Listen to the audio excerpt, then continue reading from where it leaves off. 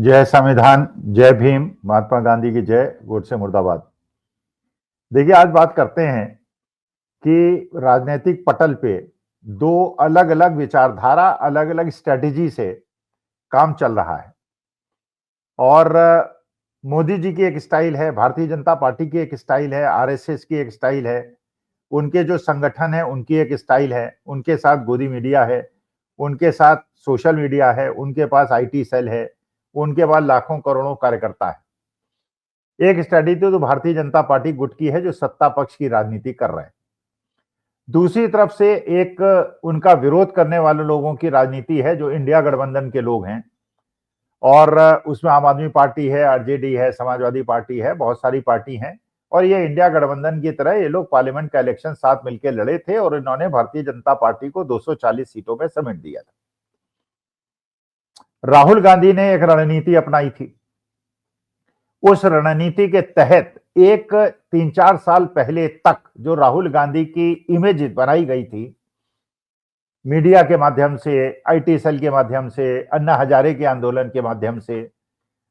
कांग्रेस की जो इमेज बनाई गई थी, राहुल गांधी की इमेज बनाई गई थी, उसको मिटाना बहुत मुश्किल था, उसको इरेज करना बहुत मुश्किल था। लेकिन राहुल गांधी ने एक रणनीति बनाई और पदयात्राएं शुरू की, भारत जोड़ो यात्रा शुरू की, भारत न्याय यात्रा शुरू की। और उसके माध्यम से उन्होंने देश की जनता को अपने असली चरित्र के बारे में बताया और लोग उनसे मिले, लाखों करोड़ों लोग मिले, हजार बहुत लोग उनके साथ चले और एक रणनीति राहुल गांधी ने अपनाई, जिससे उन्होंने अपनी इमेज में बहुत ज्यादा इंप्रूवमेंट किया।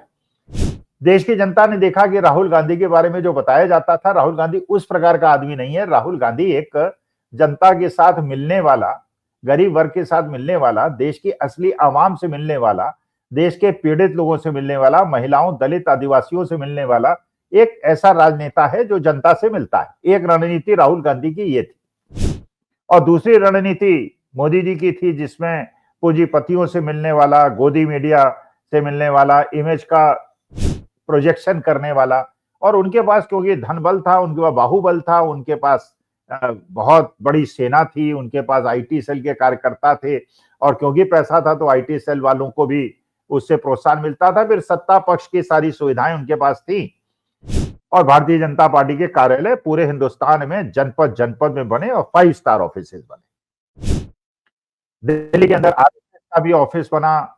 150 करोड़ का ऑफिस बना, 5 स्टार फैसिलिटी वाला ऑफिस बना। और वो आरएसएस के लोग जो एक झूला लटकाए आज से 20-25 साल पहले साइकिल चला करते थे, मोटरसाइकिल और स्कूटर पे चला करते थे। मोदी जी भी जब कार्यकर्ता थे तो इसी प्रकार मोटरसाइकिल और स्कूटर पे चला करते थे। लेकिन आज जो आरएसएस कार्यकर्ताओं का पूरा कार्य प्रणाली है वो बदल गई। अब वो बड़ी बड़ी कारों में चलते हैं, हवाई जहाज में चलते हैं, उनके लाव लश्कर होता है और ये नेचुरल है क्योंकि सत्ता पक्ष उनके साथ है, वो सत्ता पक्ष के साथ है।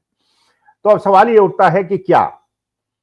2024 में जिस प्रकार से अपनी पदयात्रा के माध्यम से और जिस प्रकार से इंडिया गठबंधन बना और क्षेत्रीय दलों ने इंडिया गठबंधन का सहयोग किया, उसके माध्यम से उन्होंने भारतीय जनता पार्टी को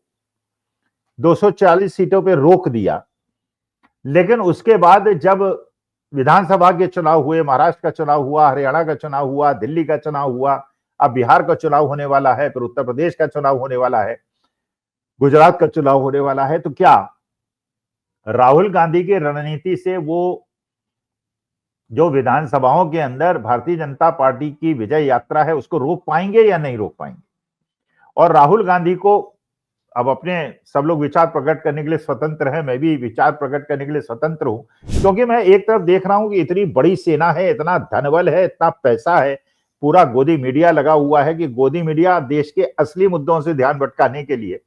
रोज नए नए मुद्दे ले आता है। कभी शाह मोहम्मद का मुद्दा ले आता है, कभी औरंगजेब का मुद्दा ले आता है, जिन मुद्दों से कोई लेना देना नहीं। देश के असली मुद्दे जो हैं वो अर्थव्यवस्था है, देश के असली मुद्दे जो हैं विदेश नीति है, देश के असली मुद्दे हैं घटते हुए रोजगार हैं, बढ़ती हुई बेरोजगारी है, विदेश में जो डोनाल्ड ट्रंप हम लोगों पे टैरिफ लगा रहा है वो है। लेकिन उन मुद्दों से हटाने के लिए और जनता का ध्यान भटकाने के लिए गोदी मीडिया पूरी तरह से, और ज्यादातर लोग देश के हैं वो गोदी मीडिया को भी देखते हैं, अखबारों को पढ़ते हैं, अखबारों में सारा नियंत्रण जो है भारतीय जनता पार्टी का है। तो राहुल गांधी ने जो पहले रणनीति अपनाई थी उसको किस प्रकार से आगे बढ़ाएं, और किस प्रकार से उसको परस्यू करें कि इस विशाल सेना जो एक बड़ी संगठित और पैसे और धन बल और बाहुबल सबसे, ईडी, सीबीआई, पुलिस, एडमिनिस्ट्रेशन, चुनाव आयोग, हर तरह की सेनाओं से बिल्कुल लैस है, उससे कैसे मुकाबला किया जाए। तो राहुल गांधी ने एक और रणनीति अपनाई। राहुल गांधी ने अब जैसे, जब आपने देखा कि कुंभ मेले के अंदर जब भगदड़ हुई और दिल्ली के अंदर स्टेशन के अंदर स्टैम्पीड हुआ और काफी लोग उसमें हताहत हुए, काफी लोग उसमें घायल हुए, हजारों लोग रेलवे की मूर्खता के कारण प्लेटफॉर्म के अंदर घुसा दिए गए, गलत अनाउंसमेंट हो गया, भगदड़ हुई और निरीह लोगों ने अपने प्राण त्यागे। तो वहां पे जिन कुलियों ने उन जनता के लोगों का अपनी जेब से पैसा खर्च करके और अपनी जान की परवाह न करते हुए जिस प्रकार से जनता की सहायता की, और कोई ऐसा राजनीतिक दल या नेता नहीं था जो उन कुलियों को, जिन्होंने लोगों की जान बचाई थी, उनको धन्यवाद देने के लिए या उनका आभार प्रकट करने के लिए वहां जाता है। राहुल गांधी वहां गए, आभार प्रकट किया और उनके साथ बैठे, और पूरी बात आप लोगों ने वीडियो में देखी होगी। इसके अलावा 7-8 महीने पहले भी वो न्यू दिल्ली रेलवे स्टेशन में गए थे और दूसरे स्टेशन में भी गए थे, वहां कुलियों से मिले थे। और जब वो कुलियों से मिले थे तो पूरे कुलियों की जो आर्थिक स्थिति है, सामाजिक स्थिति है, उसके बारे में भी देश की जनता को पता चला। जब वो किसी मोची के पास जाके बैठते हैं, मोची के साथ बैठते हैं, तो मोची के साथ जो उनका वार्तालाप होता है, जो वीडियो बनता है, उससे हम लोगों को ये पता चलता है, जिनको शायद उस समाज के बारे में बहुत ज्यादा नॉलेज ना हो, कि वो किस प्रकार से कशमकश कर रहे हैं और अपने जीवन के एग्जिस्टेंस के बारे में संघर्ष कर रहे हैं। जैसे जो रामचेत मोची, जिनके यहाँ सुल्तानपुर में राहुल गांधी ने बैठ के ठंडा पिया था और उनके साथ बैठे थे, बाद में उनको गिफ्ट दी थी, उसने भी जब इस बार दिल्ली वो मिलने आए रामचेत मोती, तो उन्होंने कहा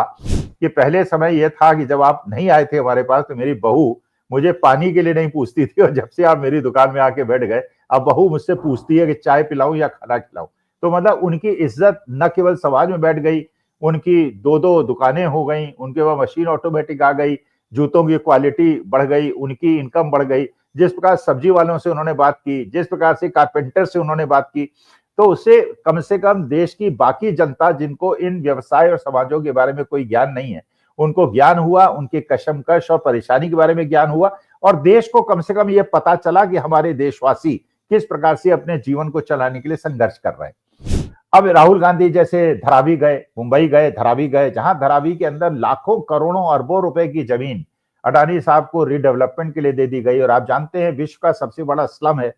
धरावी, और वहां पे एमएसएमई, छोटी इंडस्ट्री, कुटीर उद्योग, इसका बिल्कुल जाल बिछा हुआ है, लाखों करोड़ों लोग वहां पे रहते हैं। वहां पे जब हुआ कि साहब ये प्रोजेक्ट जो है बिना किसी टेंडर के अडानी जी को दे दिया गया और एक प्रकार से गिफ्ट कर दिया गया, और अडानी जी के इसमें लाखों करोड़ों रुपए बन जाएंगे। लेकिन उन लोगों के बारे में जानने के लिए, उनको आश्वासन देने के लिए, उनके साथ संघर्ष करने के लिए राहुल गांधी धरावी में गए। वहां की लोकल मेंबर ऑफ पार्लियामेंट जो कांग्रेस की हैं और विधायक हैं जो कांग्रेस की, वो उनके साथ थी, और हजारों लाखों की भीड़ ने उनका वहां पे अभिनंदन किया, क्योंकि जो लोग पीड़ित हैं, जिनको अपने भविष्य में अंधकार दिख रहा है, कम से कम उन लोगों के साथ राहुल गांधी। तो एक राहुल गांधी की स्ट्रेटेजी है, एक मोदी जी की स्ट्रेटेजी। अब सवाल यह है कि क्या इस स्ट्रेटेजी से राहुल गांधी मोदी जी से लड़ पाएंगे? देखिए, हम लोग प्रबंधन में, मार्केटिंग मैनेजमेंट में 2 स्ट्रेटेजीज की बात करते हैं। एक होती है पुल स्ट्रेटेजी, एक होती है पुश स्ट्रेटेजी। पुश स्ट्रेटेजी जिसमें अपना माल आप धक्का देके जनता की तरफ भेजते हैं और खरीदने में मजबूर करते हैं, और दूसरी है पुल स्ट्रेटेजी जिसमें आप जनता को ये मोटिवेट करते हैं, उनको ये प्रोत्साहन देते हैं कि आपके माल को खरीदे। तो जो मोदी जी की स्ट्रेटेजी है वो है पुश स्ट्रेटेजी। वो धक्का देते हैं, वो सोशल मीडिया के माध्यम से, अखबार के माध्यम से, गोदी मीडिया के माध्यम से आदमी के दिमाग में भर देते हैं कि जो गलतियां हुई सारे मुगलों के जमाने में हुई, और 11 साल से जो कुछ हो रहा है ये मुगलों के कारण हो रहा है या पंडित जवाहरलाल नेहरू के कारण हो रहा है, और कुछ लोग ऐसे हैं जो उस पर विश्वास कर लेते हैं। और दूसरी स्ट्रेटेजी है पुल स्ट्रेटेजी की, आप जाएंगे, जनता के साथ मिलेंगे, गरीब लोगों के साथ मिलेंगे, अलग अलग समाज के साथ मिलेंगे, वो अपने समाज में बात करेंगे, फिर वो समाज में बात फैलेगी, फिर लोग आपके लिए सहानुभूति लोगों को होगी, लोगों को लगेगा कि अच्छे नेता है। मोदी जी वो काम कर रहे हैं जो राहुल गांधी नहीं कर सकते, राहुल गांधी वो काम कर रहे हैं जो मोदी जी नहीं कर सकते। तो एक प्रकार से पैरेलल स्ट्रेटेजी राहुल गांधी और मोदी जी की है। अब सवाल ये होता है क्या राहुल गांधी इस स्ट्रेटेजी से मोदी जी का मुकाबला कर पाएंगे? देखिए, ये बात बिल्कुल सही है कि कांग्रेस के अंदर जो पूरा उनका संगठन है उसमें बहुत सारे ऐसे लोग हैं जिनको कांग्रेस की विचारधारा से कोई बहुत ज्यादा लेना देना नहीं था। और ज्यादातर लोग ऐसे थे जिन्होंने पीढ़ी दर पीढ़ी कांग्रेस का फायदा उठाया। उनके पिता भी चीफ मिनिस्टर रहे, वो भी चीफ मिनिस्टर रहे, वो भी अध्यक्ष रहे, राज्यसभा मेंबर्स रहे। लेकिन मौका पाते हुए जहां कांग्रेस कमजोर पड़ी, उन्होंने कांग्रेस का हाथ छोड़ दिया और भारतीय जनता पार्टी के साथ चले गए। अच्छा, राजनीति में मानी बात है, जो पेशेवर राजनीतिज्ञ हैं वो तो ऐसे ही लोग होते हैं। उनके पास धन भी है, उनके पास कॉन्टैक्ट्स भी हैं, उनके वीक पॉइंट्स भी हैं, उनकी फाइलें भी हैं। लेकिन देश के अंदर एक बहुत बड़ा वर्ग ऐसा भी है जो पेशेवर राजनीतिज्ञ नहीं है, लेकिन जो कांग्रेस के और समाजवाद के और संविधान के और धर्मनिरपेक्षता के सिद्धांतों से बहुत ज्यादा अपने को जुड़ा महसूस करता है, जिसका कोई वेस्टेड इंटरेस्ट नहीं। अब राहुल गांधी को मेरे ख्याल से